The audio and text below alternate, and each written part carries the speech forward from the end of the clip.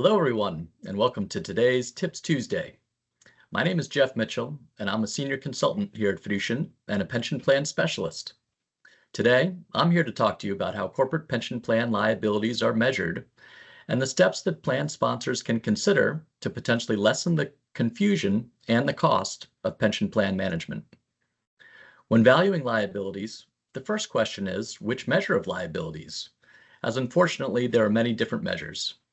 The most common that I'll touch on today are the accounting liabilities and the liabilities as measured for required funding purposes. Let's start with the accounting liabilities.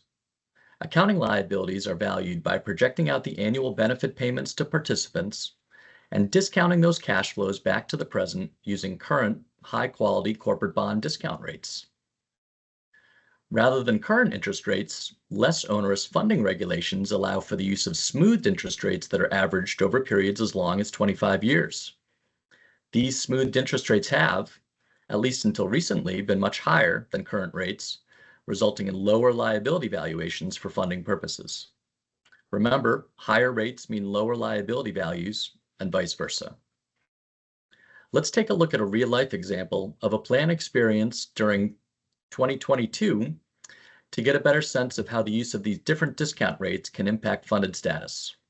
As you'll recall, inflation spiked in 2022, leading to large interest rate increases that depressed returns for both stocks and bonds.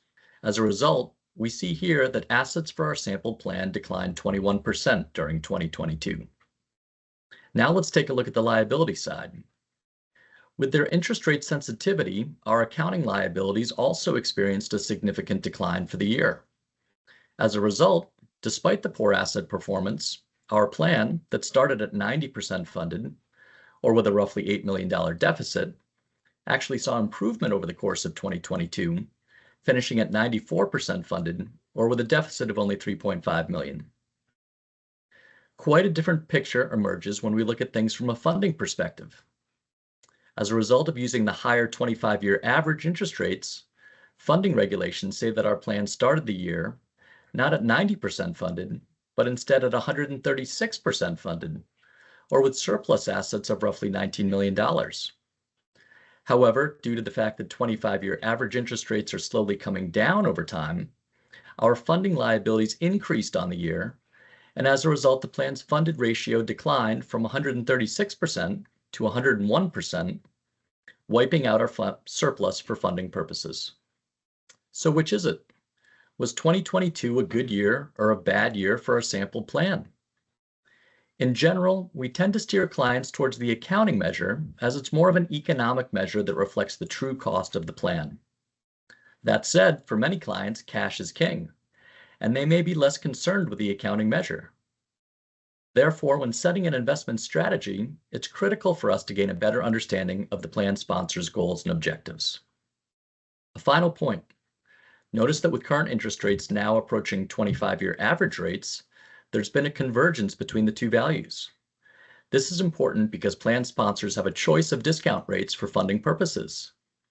Given this convergence, switching over to current rates for funding purposes may help the two measures move in tandem, thus reducing the confusion over plan management.